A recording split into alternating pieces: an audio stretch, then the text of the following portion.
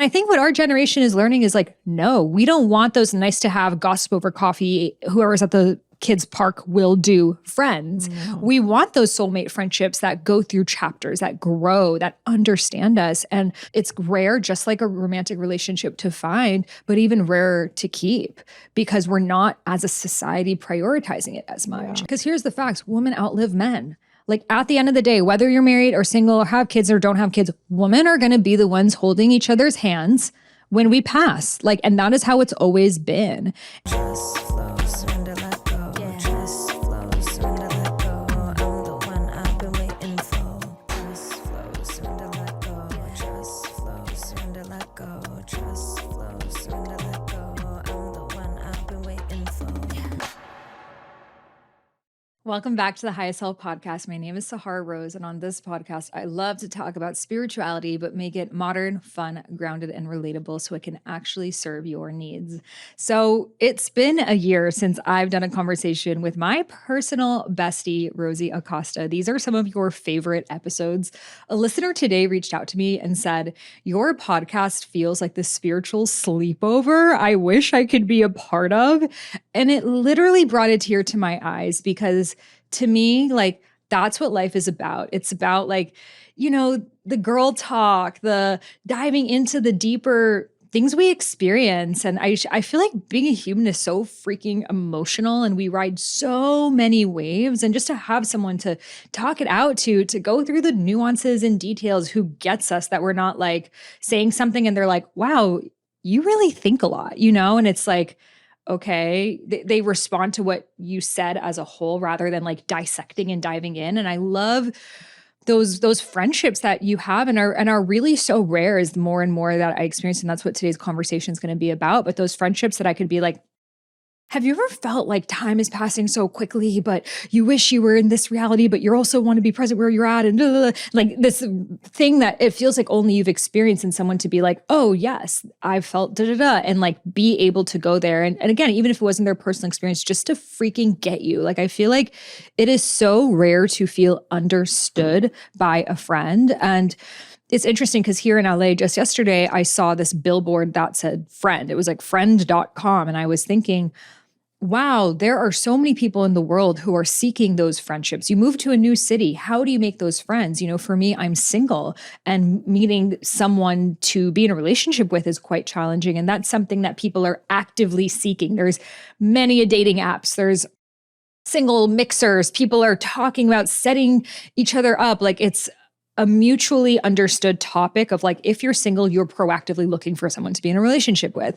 But it's not one of, if you don't have like a strong friendship circle that you're out there, your friends are like, oh, I think you would be friends with this person. It's actually quite rare. And it's something that I try to do with everyone that I know. Just yesterday, I had one friend who she's like my Instagram friend who she's interviewing on her podcast. She's a mom and, you know, and then I just realized she would get along well with my other friend who lives in Florida and is a mom and this, and I like put them on a message together and I connected them and I shared with them why. And it's like very few of us are actually thinking that way. I mean, even with dating, like very few people are actually like, you would actually get along so well with this person. I feel like only after the fact, we're like, oh yeah, that makes sense rather than being proactive. And so there is this massive loneliness epidemic, especially when we shift and evolve so much in our spiritual journeys. Like the people that we jived with before simply just don't get us today. And not just having a spiritual awakening, but when you go deeper into it and you kind of get out of the whole like conspiracy theory, crystal, alien matrix, and you start to get deeper into why does this actually matter into my life? And you start to ground and become more connected to embodiment and, you know, more around, yes, I am this intricate soul. And like, how is this going to make my physical experience more elevated? And I feel like the people who actually get there is a very, very small circle. And in this conversation, I want to talk to my bestie about how to find best friends in today's world where, you know, people are more apart than ever before. how to maintain friendships despite long distance and travel. You know, we've been long distance besties for the past year and soon we'll be back to being in that. And so I've noticed a lot of friendships fall apart when one person moves, you know, and how to actually maintain that same level of closeness and not have it kind of transition into that, okay, we're never really going to see each other, let's slow fade away, but like actually like let's proactively feed this friendship. And how to handle when there may be conflicts. There may be someone, they're dating someone you don't approve, or you're dating someone, and they, you know, all these different things that could come up. So we're going to have a deep, nuanced, sleepover style conversation about it. Welcome. You're our third. And before we get into this episode, be sure to hit subscribe. That allows you to stay in the loop for future conversations. This podcast is also on YouTube, so you could be watching us in person, Spotify video, and the Apple Store. So be sure to subscribe to stay up to date with future conversations, and let's get into this one. And welcome back here, Rosita. Thank you Después de un año, ¿qué tal? I know, casi un año Sí, vale. completo. Wow. ¿Cómo te sientes? You know, I realized as you're talking about a sleepover, the first thing that came to mind was we've not had a sleepover since India. I know. And we didn't even have a pot. We've not even talked about India and that whole experience. Guys, we went to India together. And, you know, there were so many things that you said that reminded me of conversations, obviously, that we've had. And it's really interesting because the first thing that I thought was, wow, like we've really weathered the storm. Oh, for real. 8 years. Wait, for people who are new to this, shall we give our recap story of how we became friends? So this is why following your dharma, your soul's purpose, is the most important thing you can do, and everything happens as a result. I started my podcast in 2017. Rosie had started hers, I think, in 2016, right? Mm-hmm. Yeah. And somehow, you know, I kept doing these solo casts. I was channeling, I was riffing, and the podcast grew pretty quickly. And then Yoga Journal featured it on their list of top 7 podcasts for yogis. And so I went through that list of who do I jive with? And there were like 3 people I reached out to on there. One of them was you. And I said, I love your podcast. I really resonate with what you share. Would you like to do a podcast swap? And you were like, absolutely. You invited me over. And that was our first time meeting to do the podcast swap. And then from there, I remember really liking you, but you lived on the other side of town. I was on the west side. You were in Laurel Canyon, but knowing I wanted to spend more time with you. And so I think I invited you to one event, and then we like happened to be at another event, like a book launch thing. Yeah. And then I actually got the opportunity to go on a Panchakarma at the Art of Living Center. And they said you could bring 3 people. So instead of bringing 3 people that I knew, I decided to invite 3 people that I wanted to know better. So friendship hack 1, when you're invited to events or opportunities, use that as your opportunity to invite people you want to get to know better. And so I invited you to come to North Carolina for this Panchakarma. And the 2 other girls, I just felt like we would all kind of have a synergy, and we did. And the 4 of us kind of became a bestie group for a couple of years after that. And it was great. And then, you know, weathered some storms, 2 remaining us, which happens in friendship groups. Yeah. And here we are. So like the 2 things I want you to take away are be true to yourself, share who you are, so then you'll be seen for who you are. Reach out to people. Don't be afraid of making the first move. Start a podcast or a YouTube channel or something that you're interviewing people. Because if I was like, hey, Rosie, I'd love to pick your brain over a cup of coffee, you would have said, bitch, no.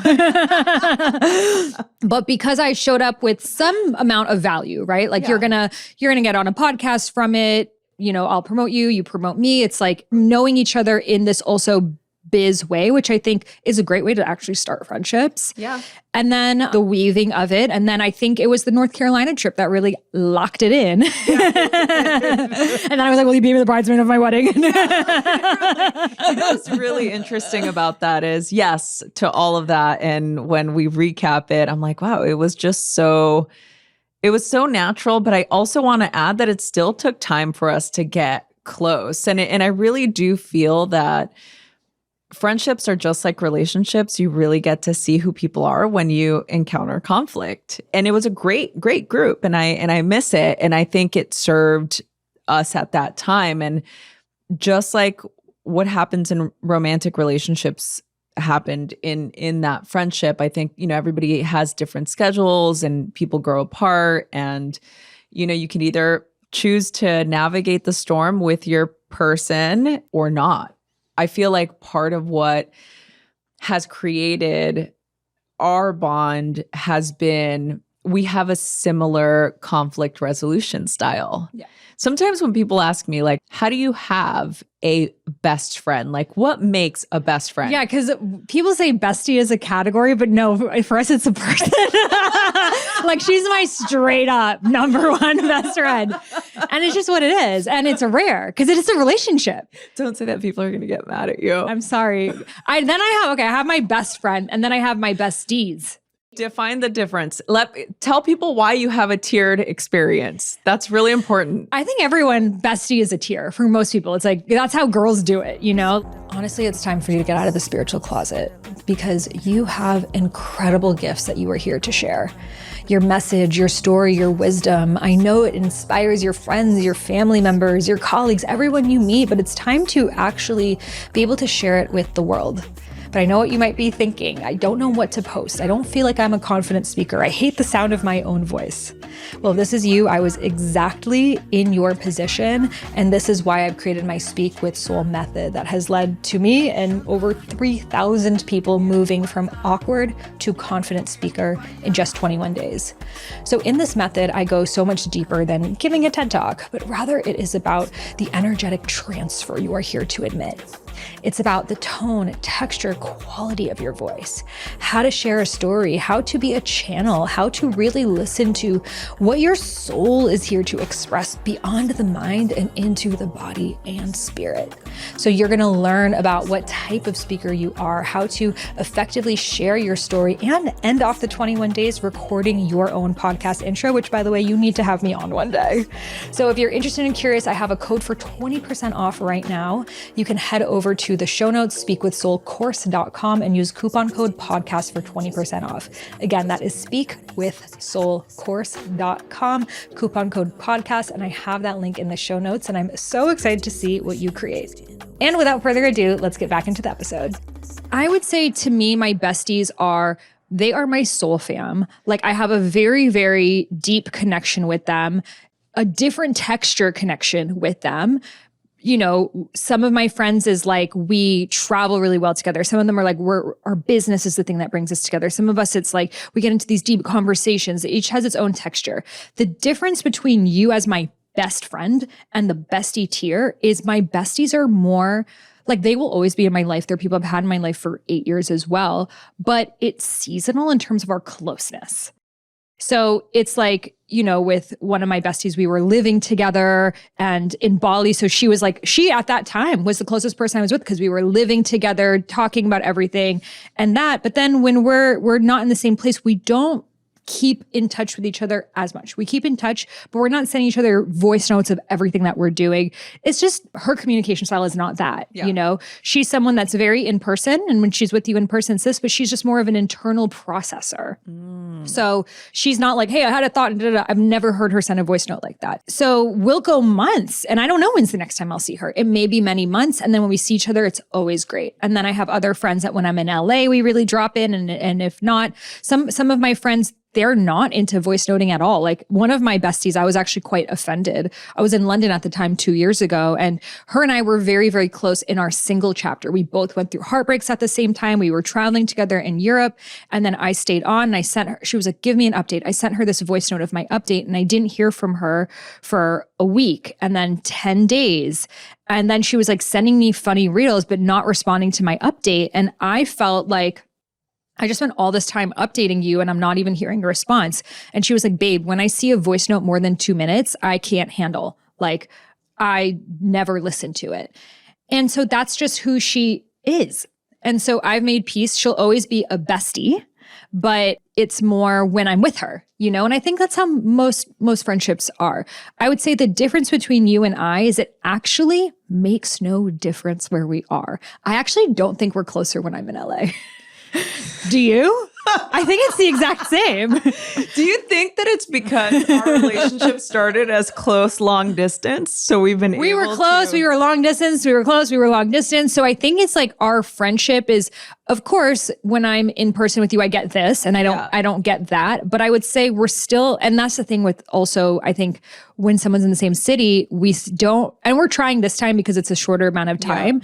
But everyone gets, especially when I was living in LA for the whole year, it's like, okay, you're here for the whole year where we have time, as opposed to when I'm here for like 1 month. It's like, okay, like, can I see you Saturday? Can I see you this, that? But I think it's our communication style. Yeah. We both are external processors of what we go through. I think I process more, you just share. I just listen to that, but it's not a process for me. It's a figuring out. But we both enjoy, I like hearing about your life. For me, I've never felt overwhelmed by it at all. I enjoy it. It kind of gets me out of my own life and into like this whole other reality where I'm like, you know what? She should have you know? And I feel like if I don't know what's going on in your life and time passes, that's when it turns into a catch up. I don't feel like I ever need to have catch ups with you because we're in this constant flow of exchanging what's up for us. Before we get into that, I know what people are thinking. I want that. How the fuck do I find this? How the fuck? It's like, oh yeah, soulmate. Like we're soulmates, you know? How do I find that? So what advice would you give for people? Yeah, I mean, let's just first of all address the fact that we are in a loneliness epidemic, and post-COVID did change a lot of relationships, right? It changed a lot of things, and people's mental health was really taxed during this time, and we somehow managed to still, hold each other up. And a lot of friendships fell apart because of political views. Yeah. Political views and not having... That happened with us too. It did. And I think that, that's a whole separate topic. And it's relevant because I feel like the reason why people are having such a difficult time right now is because of politics, because we don't have the capacity for tolerance. So first of all, as you age, it does get more challenging, right? So let's just, put it all on the table. As you grow older in your 30s, 40s, even 50s, you have less cue-rich experiences like school or activities or college. You have less experiences or opportunities to be with people that you have to get to know and do activities with, group projects, et cetera, et cetera. And priorities start changing as you get older. Maybe you have kids, maybe you're in a romantic relationship, and those things begin to really inform how you prioritize your time. And it can be very challenging. So I do want to say that it is very hard. And even having a relationship with the people in your life can be a dance, I think it's really important to not, I'm not going to shit on people. I don't like to do that, but it does require effort as you get older, quite a bit of effort. And I've heard you talk about this before too. And you often give people really great opportunities and ideas. You do events, like there's meetups, there's different ways that people can cultivate new relationships. However, we can't fast forward it. We can't make it go from 0 to 100 because I feel like relationships that start like that, just like a romantic relationship where you can be in this love bomby relationship. I've had it. I know you've had it before, and where you find somebody and you just feel like, oh my God, they're amazing. I want to spend time with them. I want to travel with them. and then all of a sudden it just it crashes and burns as quickly as it started. So those are just a few things to become aware of and to acknowledge that that's the landscape that we're navigating right now. Now, when it comes to building tolerance and compassion, I think that's a whole separate ballgame, and we can totally get into it if you want. I think it's pertinent to our experience because even for us, we might not agree on everything, most of the time we do, but if Like, we really? don't, We don't? Yeah. sometimes we play the devil's advocate for fun because we just like think it's important for us. I'm definitely to have. more of the spiritual one. You're more of the pragmatic, grounded one. You're becoming a PhD and psychologist and therapist and literally going down that avenue. You are very spiritual, but your passion is more of this. And my passion is more of the mystic side, you know? And I think I love hearing your perspective because I'm around a lot of spiritual people all the time and you're just, you don't get caught up in emotions. You don't, oh my God, it's a sign, da, da, da. And you definitely don't say what's going to make me feel good. And definitely not. Give people some context. And I like that. I like that. The Capricorn in me is like, thank you, bitch. And I feel like I'm like, there's more to life. There's a magic to it all. It's all divinely connected. Oh, the holy gods have come down and spoken to me on this. And, you know, maybe remind especially if you're studying like to become a therapist, it's so bleak and mental health and it can feel like the entire world is in this massive crisis. And then I feel like I bring more of this perspective of like, everything's getting better every single day, you know? Well, no, absolutely. And I feel like what you do for me is remind me of my spiritual practice. Yes. You remind me of the importance of joy, of being able to look outside of this pragmatic, very dogmatic, rigid world, right? Sun and moon. Yeah, there we go. You know, and your house is all like black walls and gray is your spirit color, and mine is always a pink and gold. But it's important to be able to have the two different. I always find that really interesting because there was a time in my life where I just wanted to hang out with spiritual people. I'm like, I just want to live in that world. I want to But if you met me today, I don't know if you'd be my friend. I probably would not.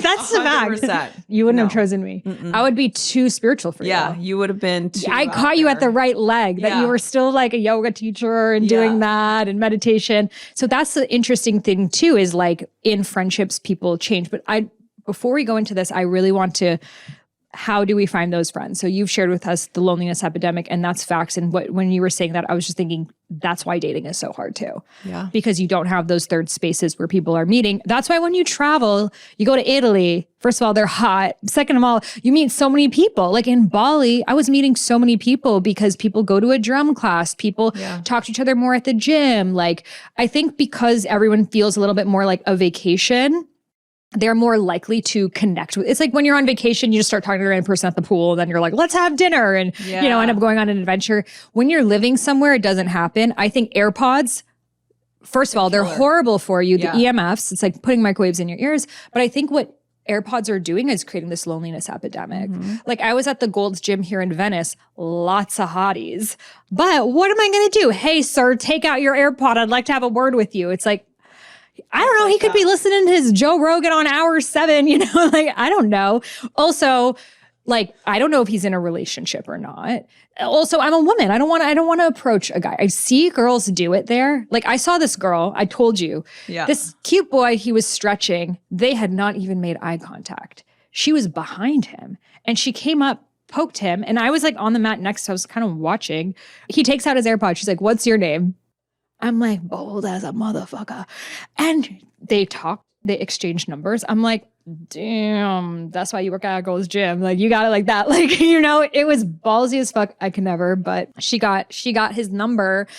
But I don't know. Like, I just feel like it's still going against like the laws of like the masculine pursuing the feminine. It's not how I want it to be, but it just feels like in today's world. Let me ask you something though. If it was a girlfriend of a girl, would you approach a girl that you were like, oh, she's got a cute out? I don't know. Like what attracts us to a friend? Okay, like the girls' bathroom. Why is the girls' bathroom a holy fucking space? Because we're in it together. No one has their AirPods in. We're all like, do you need some of my perfume? Oh my God, your outfit looks so great. Oh my God, how do you do your hair?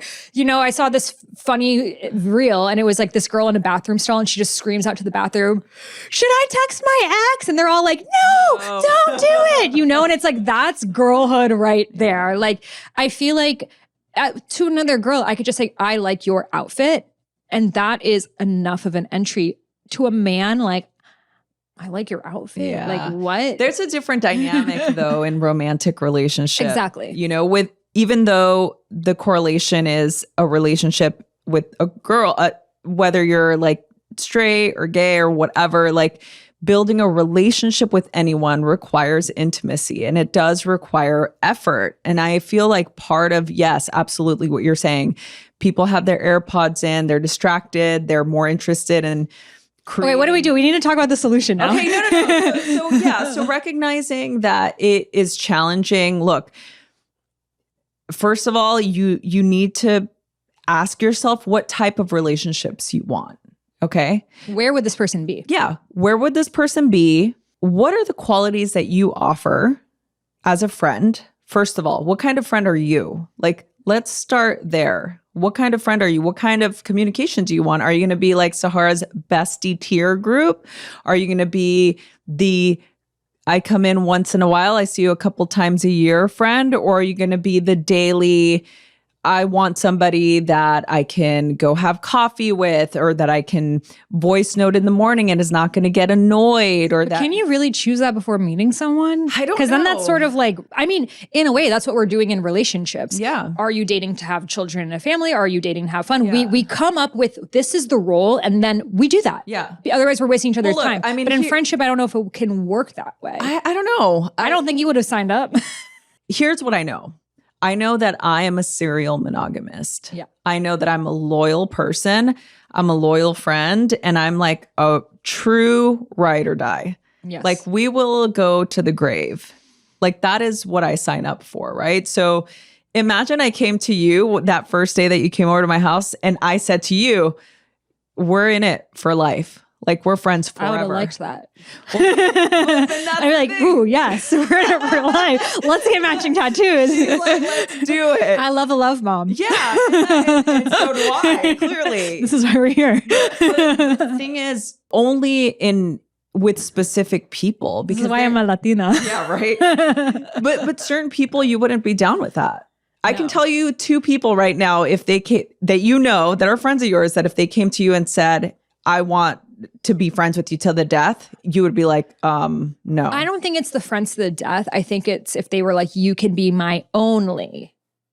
And you can't say that. No, see, that's the difference between friendship and relationship. A relationship is there is only one. And so that's why you got to come in with more clear expectations, because it is the biggest role in your life. Friendships are huge, but it's not like, here's the difference between a friendship. I can decide to move and we can make it work. In a relationship, I can't be like, bye, I'm going to Antarctica. Like, that's a mutual decision. So I feel with friendship, it is more like, you just got to get to know each other, and naturally it will be what it's going to be, because there's also seasons in friendships. But going back to how to find, here are my tips. Okay, I'll share my tips too. So definitely places where you will have mutual interests. In Rose Gold Goddesses, my membership, there are so many best friends there. People who started podcasts there, people who travel the world together, you know, because everyone resonates with this podcast and my message and the way that I show up, which is spiritual, but fun and playful and sacred feminine. Everyone's got that vibe. So it's already like 99% of the work is there. And then there's obviously different energies. So Rose Gold Goddesses, if you're vibing with this, I'll put the link of that below. That's my membership community, an incredible way to make friends. We have different groups all around the world. So you can be like, hey, I'm looking for people in the Midwest. I'm looking for people in Europe. I'm looking for people there.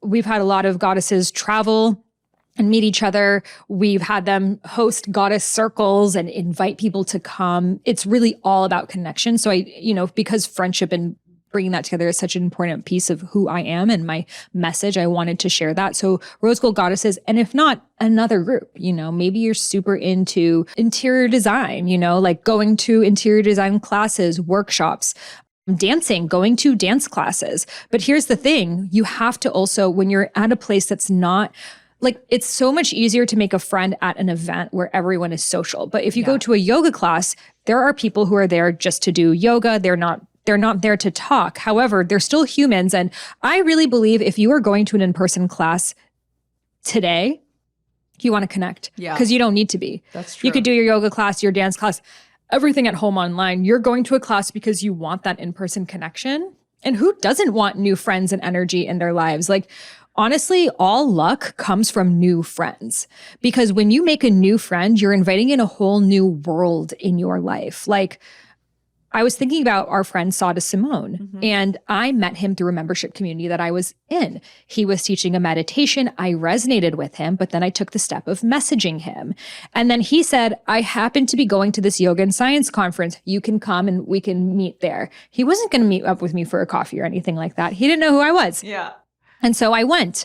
Happened to be at that event. Deepak Chopra was there. That's when I walked up to him. That's when I shared my book. And that's what led to him inviting me to teach on Chopra, which led to the forwards of my book. Had I not reached out to Sa to just be his friend, it wouldn't have led to Deepak writing then 3 forwards of my books.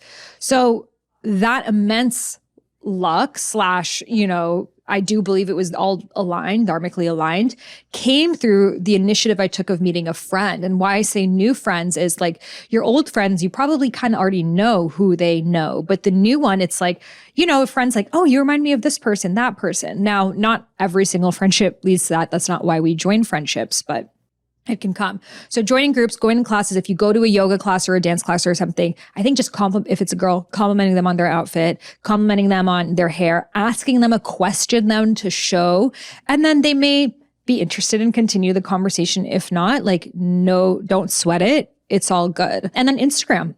I've made so many friends on Instagram because you can really see the essence of what a person's about. And so following them, commenting, if they follow you back, you kind of start commenting and then send a voice note like, hey, I really love what you're about, da-da-da. And maybe you guys just start there. And then if you're never in the same place, sometimes I've said, let's hop on a Zoom call. I would really love to get to know you more. And we've Zoomed, and then it's established a connection that maybe one day when we're in the same place, we'll meet. So I feel like Instagram is such an incredible way. What has not worked? I tried the Bumble BFF when I moved to Miami.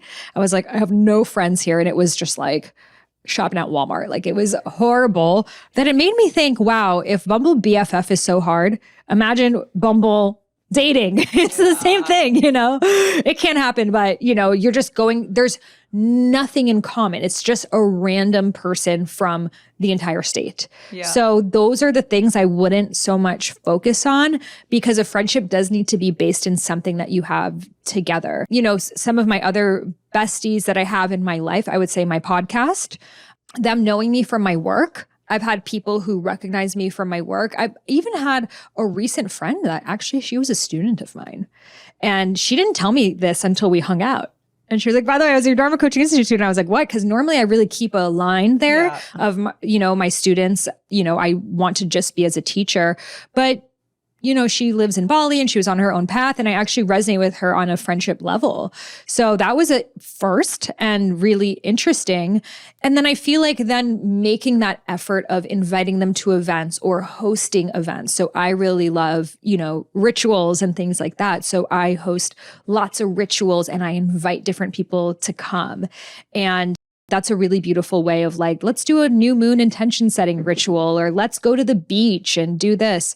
This girl actually invited me to create content, and which was really fun. So our first time, I think I had met her once very briefly in Bali, but we got together and we had this whole altar set up and we were dancing, and I was and she had a videographer and everything. She was going to do it anyways. Oh. Yeah. So it was really fun because it was oh, I always want to make more content. And it was a value add for me that I enjoyed it. And now I'm oh, I would for sure love to do more priestess circles with her again. So that's what I feel. What about you? Yeah, I agree with all of that. It's so not anything that I would go do personally, but I think it's amazing. And I think that people here obviously will resonate with that. I'm more of I want to do a book club at my house, or I want to invite people, or I want to go to a book event. That to me is top tier. And in fact, I can think of 3 acquaintances that turned into friends because of a book event or going to somebody's book launch. So finding those similar interests, if there isn't one, create your own and do exactly as you said. Social media, find people, do a posting, create a meetup. Meetup, I've been really into this, not me personally, because I don't have the time right now. It's a separate topic, but the meetup community is really, really popping off, especially right now, because people want to do in-person experiences. And I really love that you've always been so proactive in creating those experiences and finding those people. Like you have such a great personality to be able to get to know you or create experiences that lends itself to getting to know somebody new. You know, I'm thinking about the introverted extrovert, right? That's me. I can go out in public, I can be pleasant, but ultimately it takes a really long time for me to feel like I can go spend time. And also I'm in my 40s, so my time is very valuable. And that is the other hindrance that can happen for people, right? Because we prioritize our life, right? Like what is going to be, I'm doing air quotes, worth my time. And so I feel like that really stops us from meeting people. So if you're one of these persons that's like, yeah, Sahara saying the ritual and the circles, and I've tried all of those things, and it's just really hard for me because I'm a mom and I can't get to this place, or my job, I get out till late and then I'm in traffic. And so by the time I get home, I'm too tired. I think it's really good to be intentional and to find things in advance, like plan it in advance. You and I, we get to see each other, whether we're in the same state or country or not.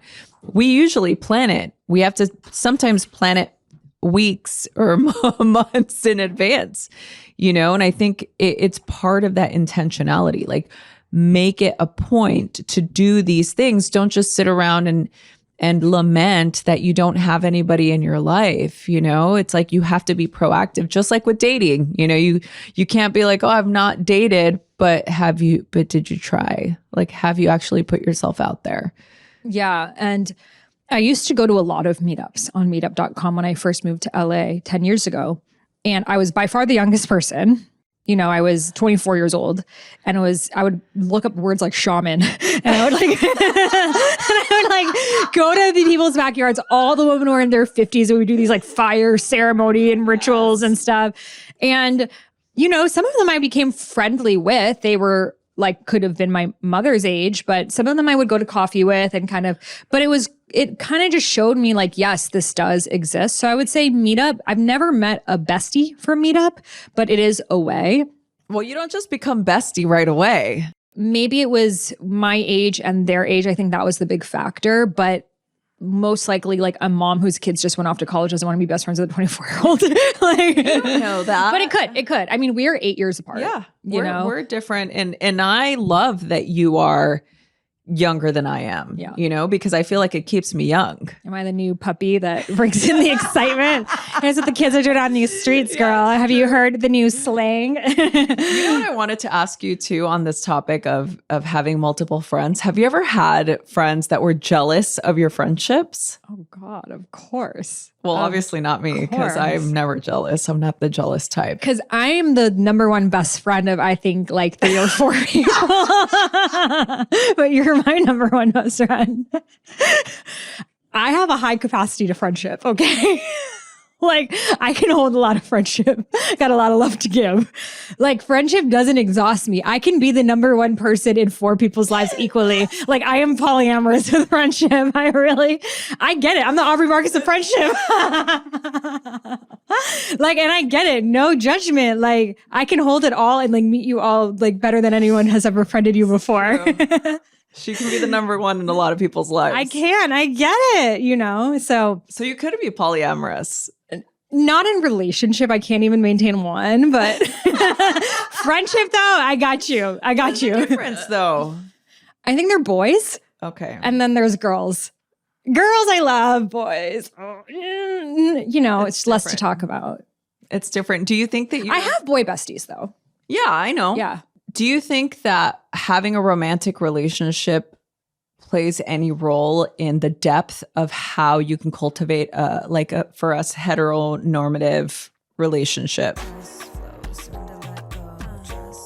So this may be too much information, but I am someone that hates the feeling of wearing underwear. Like if it was up to me, I would just go commando all the time. But when I'm wearing like skirts and dresses, sometimes I'm like, maybe it's good to put on some underwear. And Obviously, I heard all the hype around Skims, and I'm probably the last person to try it, but I was really impressed with their Fits Everybody collection for intimates. Honestly, the feeling is like no underwear I've worn before. Thongs used to bother me so much during the day. Like, I hate the feeling of having something up my butt all the time, but this fabric melts on the skin and you will forget you are wearing it. So everyone should experience this level of comfort in life. So you can shop Skims Fits Everyday Collection at skims.com. And after you place your order, please be sure to let them know that I sent you. Select podcast on the survey, and please be sure to select Highest Self Podcast in the drop-down menu. And if you're looking for perfect gifts for everyone on your list, the Skims Holiday Collection is now open at skims.com, and you can find that link in the show notes. So trust your intuition, trust your inner wisdom, trust your inner guidance. Close your eyes and listen. So massively. I actually sent a voice note to one of my besties who we lived in Miami at the same time, and we were both married. And so it was like we were in that same chapter of kind of like newlyweds in Miami, and she like lived walking distance to me and we were very close. Then I went through my divorce and she was really there for me in my divorce. Then she got pregnant and now has a baby. And so we are in completely different chapters of our lives.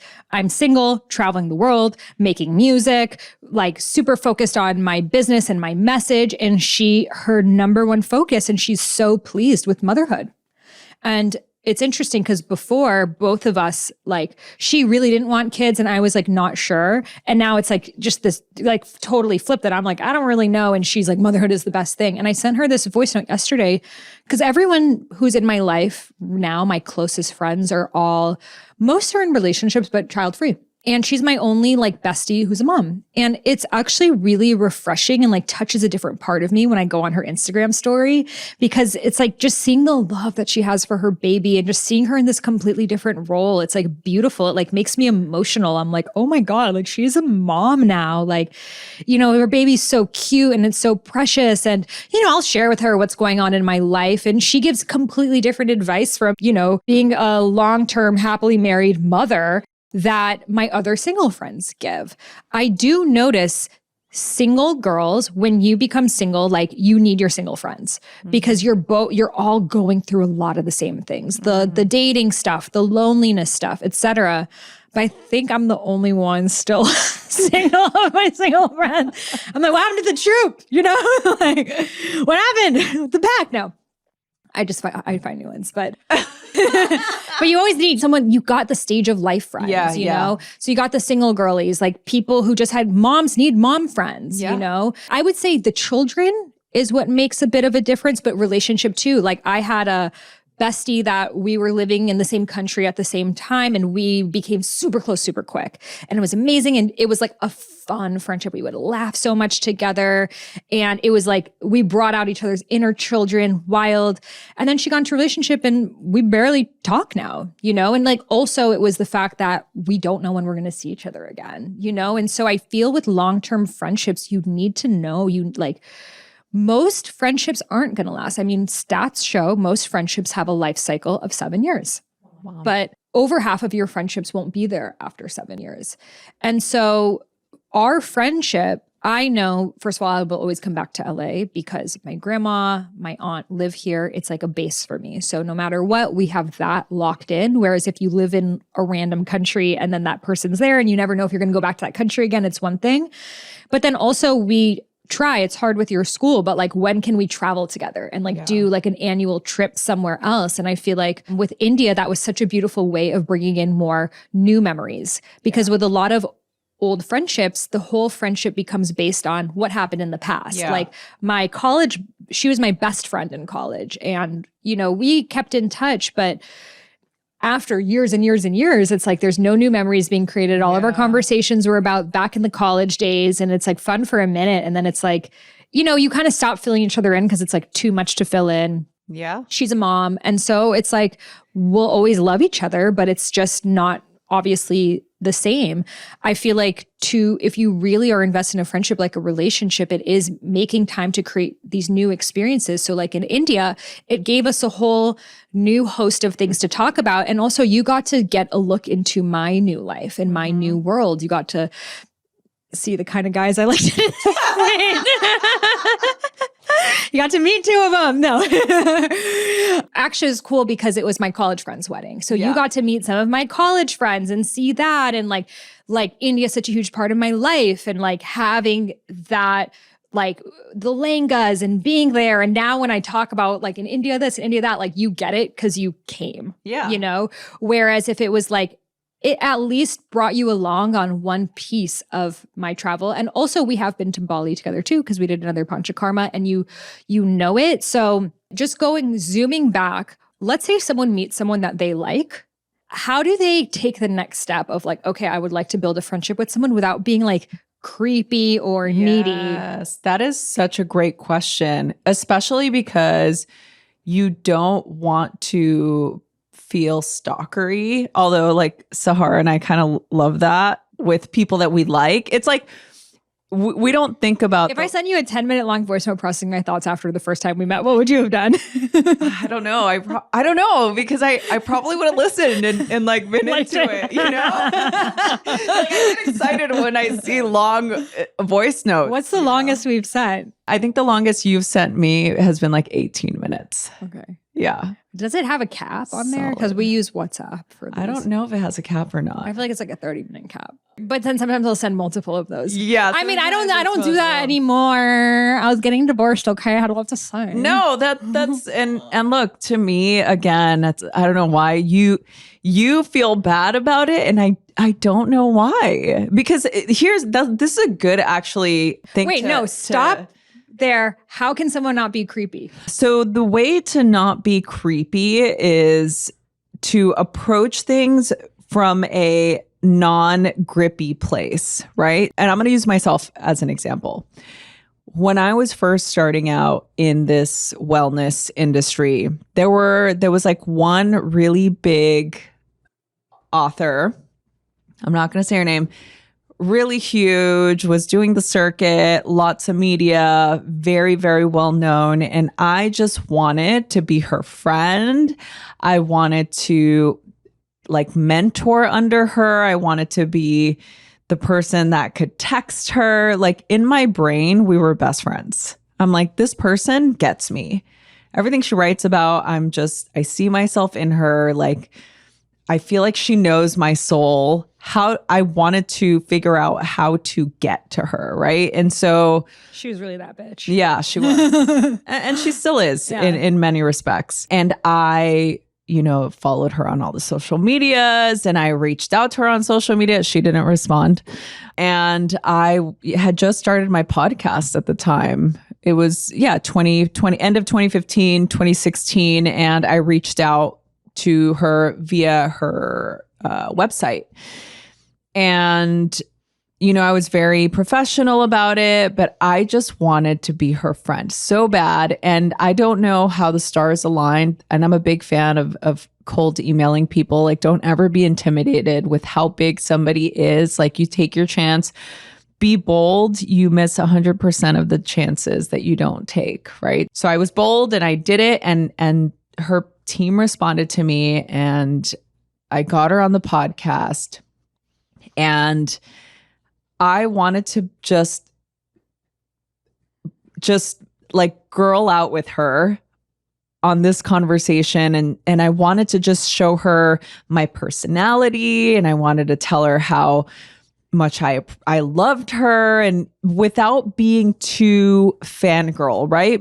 And I say fangirl in not a disparaging way, because I feel like sometimes we use it in a disparaging way, which I feel is kind of sad because I've been a fangirl, you've been a fangirl. Like, we know what that energy is like. It's just, we're so desperate to be seen by somebody that we admire. And I get that because I've been that girl. And I remember just breathing and taking my time. And the thing that I've seen, the cues that people miss is that because when we get our shot to the friend, to the author, and I will finish the story, I promise. It has a good payoff. We feel like this is the only time I'm ever going to have this opportunity. So then we're just like desperate, right? It's the butterfly that lands on the palm of your hand. And we want to grip it and be like, oh my God, no, I want to hold it because this may be the only time. And that desperation, we can sense it.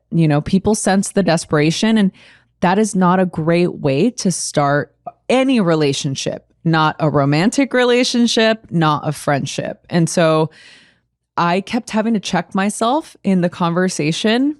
I asserted who I was, what I did, my appreciation in a very, very authentic and genuine way, in a way that I felt good about, that I didn't feel too desperate-y. And I felt if she liked me, she would maybe follow me back on social media. Maybe she would see one of the 5 DMs that I sent her. Make sure you unsend those. I totally did. I don't actually know at the time if you had the unsend, but when somebody doesn't follow you and they start following you, you don't have the history. Oh, great. Yeah. So I did learn that. Anyway. You there? Yeah. But thinking we could be friends. Right? Please. Can you please be my friend? And so after the conversation, she was like, yeah, let me know when this comes out. I'm happy to share. I didn't ask her to share anything. And the following day, I opened Instagram and she was following me. And I totally just I wasn't going to start DMing her, although I wanted to so bad, start having dialogue with her. But I just let it sit. When the podcast came out, she shared it. I invited her on again for the second time. And that second time, I did invite her to a coffee date. I'm like, hey, she's not from LA. I'm like, the next time you come to LA, I'd love to take you out for a coffee. No pressure. I'm happy to come to you. I love that. No pressure. I'm happy to come to you. And you didn't instantly, love bomb her. You kind of tested the waters. She came on your podcast again, which is really huge of anyone, let alone this big author, Mm-hmm. And especially at the time. I mean, she had her pick of, I can guarantee I was the smallest podcast she had been on. And you could tell, okay, she must like me at some yeah, level, there was some level of, okay, well, she's following me now, so she sees what I'm kind of doing in the world. She's been on again, and she absolutely took me up on that offer. And after a couple years, about 2 years, we started to text, and it became a thing. Wow, where 2 years. Yeah, it took 2 years. Well, because I wasn't trying to. Yeah, and she's busy. But then it happened. Yeah, but then it happened. Yeah. And now I'm still friendly with her to this day, and it's one of those things that I have to think back. Like, had I been that thirsty, she would put you in a category. Yeah, she would put me in a different category, and there wouldn't have been that level of I don't know, respect, or we wouldn't have had the same type of connection that we do now, And look, the thing that I will say too is, maybe had I not had something of value, because the podcast, it started to grow, and that was something that I was also creating an opportunity for her to share, even though, maybe it was the smallest podcast at the time. I still came in with value. And if you really break down our relationship, how it started, the podcast. Yeah, we came. Same with me and Krista of Almost 30. Yeah. Same with me and Saw. Then we podcasted. Yeah. It was my podcast is how I've made so many of my closest friends. Yeah. Because it's Aaron Dowdy, if I was just hey, Aaron, let's go for coffee, you'd be like, bitch, who are you? Are you hitting on me? What? Yeah. And I was married at the time, and I had him on my podcast, and he's huge on YouTube. And we were just jiving. The podcast just felt like a friendship. And then after, him and I would just text, and then we sent each other voice notes. And he's one of my guy besties who I really like. And now he's in a relationship with my other bestie that we were all, and they're together, and it's so freaking cute. And they're going to do their hard launch here on the podcast, which I'm very excited about. They're giving me that honor. And so I love what you shared. There's so much there. And I've been I think there's a number of touch points, power dynamics in friendship. And so we can touch on that, but just what's more relevant, I think, collectively is just the not feeling creepy just in general. And then we can address power dynamics. Yeah. I feel we need to test the waters and make sure things are reciprocal before adding more. for example, there's a girl in the spiritual LA community. We have a lot of mutual friends, and I've kind of briefly seen her at things. I liked her. We exchanged numbers, and then she just started sending me these really long voice notes. And, I was fine. I like a voice note. And I responded. It was like more and more and like processing. And she's going through a dark night of soul and this and that. It was like a lot because I've actually never hung out with her one-on-one. I've only just seen her at events. And then she was like, I didn't hear back from you. Did you get my messages? And I was like, whoa, this is feeling like possessive girlfriend right now. And I don't know you. And I asked my other friend who knew her, I'm like, is she like this? I'm a little confused. She was like, oh, she's like this with everyone. She's just very like, kind of clings on. And so for me, my nervous system was like, I don't have capacity for what she is wanting. I could feel she wanted to jump into like a very, very close friendship that you're process. And I just don't have the capacity for that in my life. And so I had to sort of like just take longer in my responses and like set the tone. And I think eventually she got the point and it's fine. But I do feel like I do need to keep a little bit of a distance with her because if you kind of give her a little bit, she goes all out. How did you establish those boundaries? So I think it's really important to tell people, like you said something so key. You're like, I took a little longer time to respond. So how do you set those boundaries with people like this? One of my business partners on High Self Institute, Ajit, he doesn't say his boundary, he bees his boundary. Be the boundary. And it's so different than us women. We're like, boundaries, here's the book, here's the conversation. When you said this, I felt this, da, da, da. And he's just like, if he doesn't want to respond, he won't respond. And so you don't even have anything you can argue with. And it's taught me a lot. And so instead of being like, hey, these are a lot of voice notes, I don't have the capacity for the kind of friendship you're looking for, which would have made her get really offended I was just like, I just would never send a voice note back. I would just respond with text and keep it like, oh, I'm so glad you're doing better, sending so much love. And just sort of these like ending things, not like asking questions and engaging. Not open-ended. Yeah. And it kind of did take her a bit to get the cues, but eventually over time she did. So I've been on that end of like too much too soon. And then just bringing the power dynamic of it is like, obviously I have like a podcast, a social media audience, I write books, I make music. So a lot of people recognize me.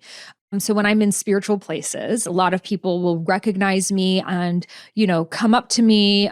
And sometimes they're really cool, but sometimes they'll be crying or, like I think when you're on a podcast, people really get to know you. And so they're like, you don't know yet, but like, you're my best friend and like, we're besties. And I get a lot of messages like that. And I'm so grateful that people listen to this podcast and like it. Cause sometimes I'm like, I don't think anyone even listens to this because it's so hard to reach people these days. I'm like, I guess I'm just talking to a wall, but whatever. And so I love hearing that. But then they're like, let's hang out, let's this, let's that. Already it's set this tone of like, I won't feel safe to be myself when there's already a pedestalization that's there and that I want to be mindful of. And so, I think it's important just for me to like even respect maybe the role I'm playing in that person's consciousness to be that. Of course, maybe they were like, no, I want like all of you. But I kind of like if someone is like my student, like a podcast listener, someone in that, like there is a level of like separation. It's transference. It's what they're putting you in a position. They have an ideal of who you are, and whether it's true or not for them, they're already coming with so much expectation. And that's why even with hiring, I don't hire people who have been fans of my work, because when I've done that in the past, they think, well, it's just going to be hanging out with you. This is the dream job. And it's not, it's work, So like my main assistant, she had no idea who I was. I found her on Indeed.com. And I love that because she doesn't care. And I mean, that's something I really like. I don't want that like pedestalization. She's just like, here's the thing. And I can just be myself because it's not like I'm trying to keep any kind of image of myself that she needs. And so I feel with friends, people like to be friends with someone that feels like an equal to them. Yeah, this is true. And so at that time, we both had new podcasts. Doing a podcast swap was in alignment because it was a similar size, similar reach. We were in similar stages. Same with Saw. He was also kind of starting. Cassandra Bodzak, like a lot of different people who are still my besties today. When there's a power dynamic of like, and sometimes it can. Like I've shared that girl who she was my student and we became friends, which is very rare. You and this author. But there needs to like, I think then have a strong inner sense of like confidence. Otherwise, if it's like, oh my God, I read all your books and I this and that. If you showed up with the author like that, she would have been like, oof, I feel a little bit unsafe. So for people who are like, you know, I don't put out content. I don't know if I'm going to start a podcast. Like, what could I do? Obviously, if you're listening to this podcast, I would imagine that you're clued in to, you know, these different types of modalities and topics and spirituality and philosophy, and you already have a sense of self-connection. I would say if you're not able to, you know, go to an event like Sahara said, like a drum circle or a dance class or a pottery class, I'm a big fan of like create your own.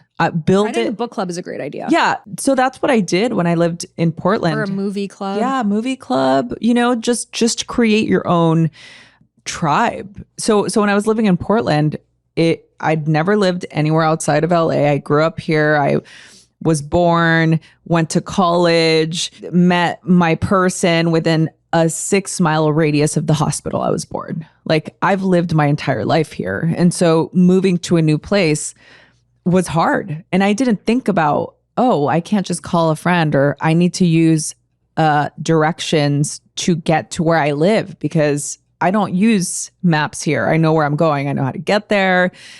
So I remember I would drive by and I'd see like 2 girls having coffee and I'd get so emotional because, you know, it's like you miss the closeness with somebody and I love Tor. We know I love Tor, but you need to have a different relationships in your life. You just need to. Like I don't even know what I would do without you in my life. Like there's so many. One could never. They just don't. They don't understand. And it's funny because Tori understands. He's like, no, I understand. He's like, I don't know if I told you this, but Tori's her husband. yes, he is my person. Right now I'm irritated with him. It's a separate topic. But he's like, what you guys have is so rare and it's so special. And it's like for somebody that I've been with for 22 years, who's seen me go through all kinds of ups and downs. And for him to say that our relationship, he's like, that is very rare.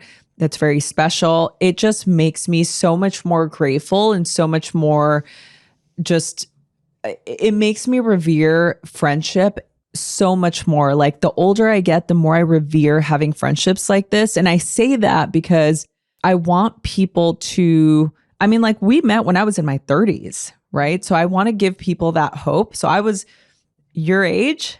I was the age you are now, essentially, when we first became friends. A little bit older, I think maybe in 35, 36. You're 41? I'm 42. 42.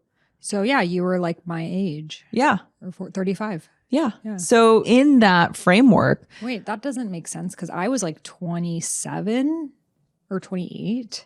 So then I was, let's do the math. We're so bad at this. We've done this before. 2017 is when we met. Okay, so 2017. So I was 26. Yeah, so I was 35. Yeah. So I was 35. You're 34. Uh-huh.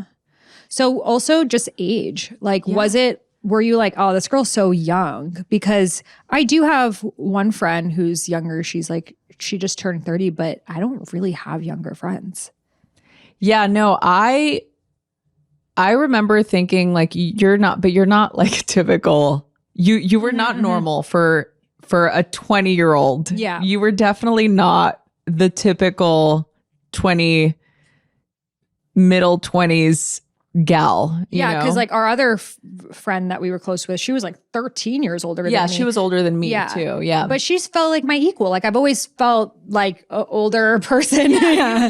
You came in you're like a wise soul and you've always been, you know, and what's interesting is that. But does it feel like because I'm younger, like your age shows sometimes is what you're asking? Yes, it does. Okay, absolutely. How so? And does it make you feel like an inequality? No, I never feel like it's, to me, I only see the benefits of it. You know, I've said it before, like to me, having a friend that's younger is really important because it gives me a different lens to see the world, you know, politically, spiritually, like it really does lend itself to how your demographic sees the world. And I think I've always said, have friends of different ages. I think I have friends that are in their 60s, 50. I mean, my partner is 11 years older than I am. Like, so I have friends that are his age, you know, and I have friends that are my age. I'm in my 40s, you know, mid 40s. So, and I have, you know, a handful of friends that are, you know, your age, and it's amazing. I think it really is important to see a different perspective. It only helps. I think the only time, and I say the age is showing, your age is showing, there's certain things that we go through as women that only time and experience can teach us. Like, Agreed, totally. And it's not our job as friends to tell each other what to do, right? We had this conversation very recently where I trust you, and would I make different choices at time, different people choices sometimes? Yeah. But that's not my choice to make. And I ultimately respect you, and I respect your wisdom and your decisions, and I have to support you, because that's my role as your friend, is to support you, not to make you feel like you're inadequate, you know? Yeah, around the age thing, I met this amazing girl, and she's like 27, I think. And she was like, I was amazed. Like, she had so many of the same realizations around relationship that I've had already at 27. Wow. And it's just, I do think this younger generation, because they have been exposed to social media, so much like higher level thought and consciousness, and just like older souls are continuing to be born, like, you know, indigo children, rainbow children. So I was amazed. But then also in the back of my mind, I'm like, but you haven't even gone through your Saturn return, girl. Like, you know, I don't know if anything's it, but who knows? Maybe you don't need to go through the same experiences that my generation has gone through. But I do like feel the part of me that's like, you're 27, like, I don't think, you know, no relationship's going to be forever at this point, but who freaking knows? Yeah. I'm just in the age of the women are all divorced and, you know, in that era. And you'll go through that, and you'll go through another set. And what is beautiful that I will say is I do feel that most of the time I don't think about the age difference until there are certain things that come up where I'm like, well, I think the age difference thing for us only started to pop out with dating. Yeah. Because when I was married, I lived a very normal married life. That was quite boring, you know? Yeah, but you know, the thing is, like, you, because because I've known you in your 20s, and now I know you in your 30s, and I can say that there was a difference from when you were in your 20s to when you turned 30. And yeah, like the marriage, and you were married at the time, and there was a different. For sure, yeah. And obviously you going through your divorce, like going through this whole other experience, like, but I've seen you, seeing you go through your experience, I think is what's one of the most beautiful things of having friends of different ages, because you're able to see these different transitions, you know, like when you turned 30, like you definitely changed. You changed your focus, you changed your style. Like, it was a whole different vibe. And let's see, into sexy dark night of the soul. Yeah, and then twerking. Yeah. I went opposite. Yeah. But even then, it's just like it continues to, again, expose you to a different path. And for me, I feel like I get to relive who I was at your age, because again, you're coming to that time where we met. So I was at that age when we first met, kind of coming to the end of a cycle. Even the question about children, when I met you, you were very in that question of do I want kids? Do I not? This, that. And then like I share with you of like, sometimes I'm like, I could never imagine having children, like for sure child free for life. And then there's sometimes I'm like holding Chaz, pretending he's like my baby, and like my maternal instincts come out and I'm like, you're my real child. And like, it is like your ovaries just start doing some things, you know? And well, there's a biological experience that's happening. There is. Yeah. And so, but then you're menopausal now, and that's a lot of what you share about. And it's like, also, I get to learn about that. Mm-hmm. And it's interesting because I'm friends with older people, like every conversation about menopause these days, and like, you know, but it's like showing me like what is to come. And I think that's what the age thing. I do want to just touch on this because we did say it in the intro. What to do if you don't like the person your friend is in a relationship with? Oh my God. That's a whole. Should we do a whole other one on this? Do you guys want a whole other one on this? Or should we try to give a micro dose? And if they say they want a whole another one, we'll do a whole another one. Give me a scenario. Tell me a scenario. A scenario is, let's say your friend has been in, hypothetically speaking, I don't know. All right, I'm imagining a random person that doesn't exist. Let's say your friend has been in relationships where she wasn't she's learned lessons just like everyone else. It wasn't the right fit of a person. And there's a pattern. And then she's in a relationship with someone with a similar patterning there. But she's very in love with this person. She wants to be with this person. She's not asking for your feedback. She's not asking if you like this person. She's just telling you, I'm going to be with this person. We're going to get married. We're going to have kids. This is my person. Again, I don't know, but you are seeing a pattern of similarities. And because you care about your friend so deeply, you're like, I just don't want you to be hurt.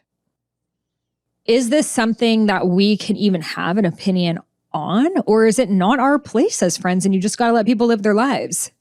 I'm going to answer this how I answered this question before. Well, if this was you in the situation, how would you want somebody? Would you want me to tell you how I feel? Or would you want me to just support you in that experience? And then I'll answer the question as well. I personally love to hear your unfiltered, unbiased truth. Even if it's your bias, I want to hear your bias. I want to hear your perspective. That's why I've elected you in the role of my best friend. I put you in that cabinet position because I want your opinion. Your opinion matters to me. And so I know that when you're falling in love, there's all of these hormones and being in love feels so good. It's a drug. And so you just want to keep doing that on top of when you're in your 30s and that desire to create family. And so I have felt with someone like, oh my God, I really, really want to be with this person. And, and then them not be the person. And I've had you share before, and I always ask you.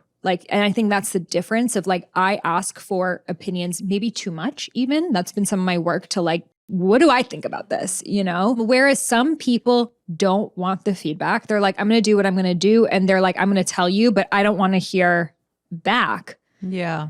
So do you think it's just dependent on the friend and their style? So one thing that I want to say is that I can't in our entire relationship think of a time where I've ever told you what to do. Really? I can guarantee you because you've said, here's what I would do. I've said, here's what I would do. And I've asked you. Yeah. You are so good at asking questions. Yeah. So I'm like, that's my therapist coming out, yes. Right? Because I'm very much about autonomy. Especially with you, because I know how much power resides in the cabinet role. You're the Trump of my life. Supreme. You just decide for me. I'll just sit back. Rosie, should I eat this or should I eat that? I just got to wait until Rosie responds. No, there was a time that I didn't make my own decisions. There's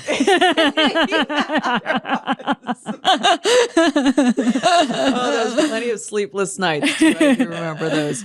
So to answer your question, and I say that because I know how sometimes in our lives we give certain people, maybe it's your parent, maybe it's a sibling, longtime best friend, and I always feel like empowering people to be autonomous is the number one. Now, what happens when your friend is not an autonomous? When they're drunk in love. Yeah, literally. So even when sometimes you're like, I just tell me what you think, I feel like I still give you a very big opportunity for you to just figure it out on your own and ultimately make the decision that you need to make for yourself. I will tell you what I would do, but it's always like, but what if the friend is not asking?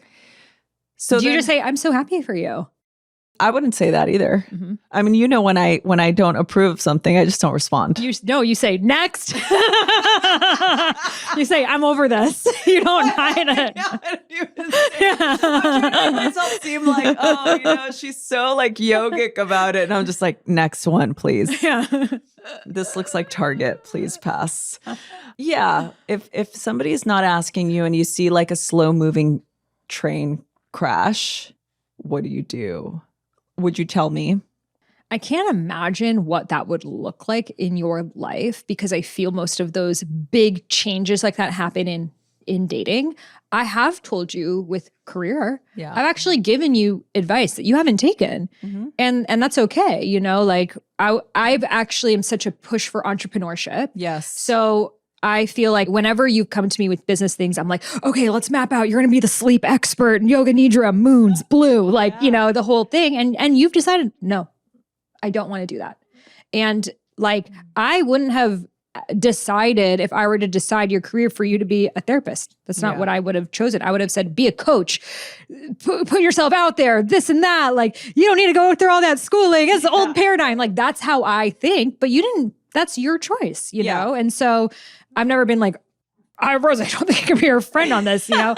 I'm supportive, but I'm also like probably when you're like wanting a more entrepreneurial idea, the person you're going to go to versus you need support. I mean, I always say like about studying, I'm like, you got this because I think we share the nerd thing, but you probably have other friends that are more like in that system than I am, you know? Yeah, no, but I really respect and value your business savvy for sure. Absolutely. I think just because I don't take your brilliant ideas, and they are brilliant, and advice doesn't mean that they're not good. Yeah. Right. So and you're not offended. Right. And neither but with are relationships, people get offended. Yeah. It's different. Yeah. And you have to be really careful. Because then it becomes they choose the boyfriend. Yeah. If you say something about the boyfriend, you get cut off. Yeah.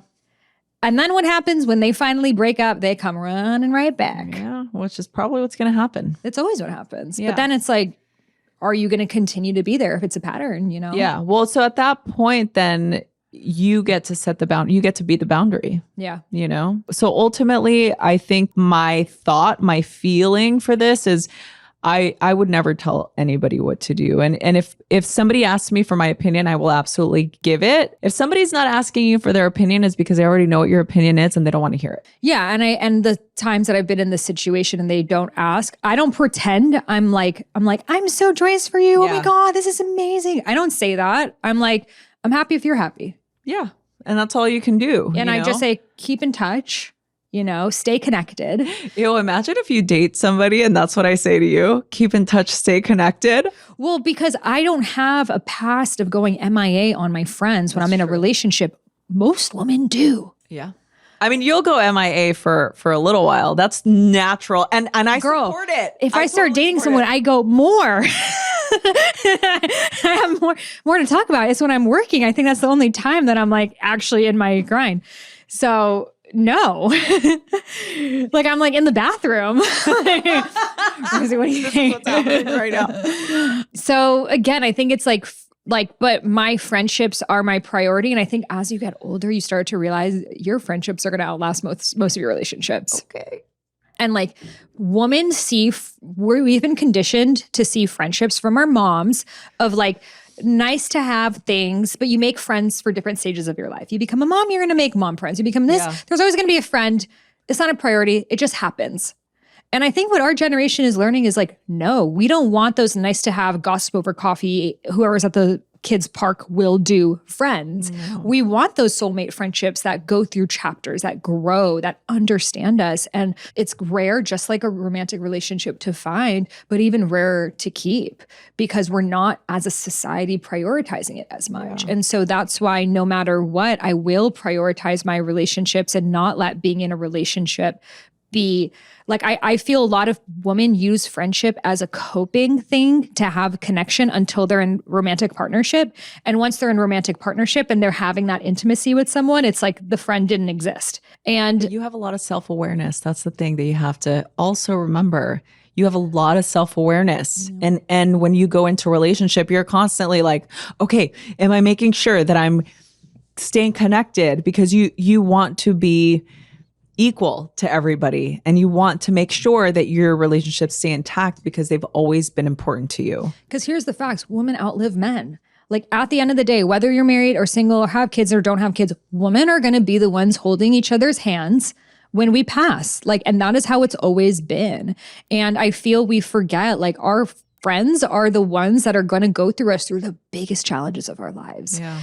And a lot of those challenges will include partnership, and it's like, let's just start to really put friendships in like a higher category in our minds. And then we're going to just naturally start showing up in a different way. And then I do think we're just going to like magnetically attract those kind of friendships who see the world in the same way. So how about if you are feeling this, just on YouTube, comment like, I am this friend, and message each other. That is the thing. Like, I'm this friend. Here's my Instagram handle. Okay. That's the prompt. I'm my friend. Follow me on Instagram. Maybe add a little bit about yourself. If you love farm animals and if you love high city fashion, if you love a little something would be great, or not.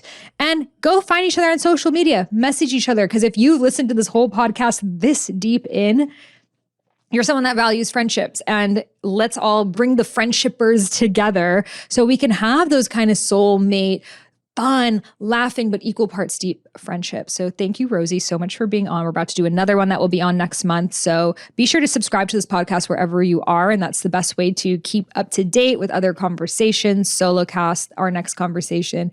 And Rosie, where can listeners connect with you? Just on Instagram, Rosie Acosta. You know where to find me. You know what to do. All right, we'll have her link in the show notes. Thank you so much for tuning in, and I'll see you in the next one. Trust your intuition, trust your inner wisdom, trust your inner guidance. Close your eyes and listen. Surrender, let go. So trust your intuition, trust your inner wisdom, trust your inner guidance.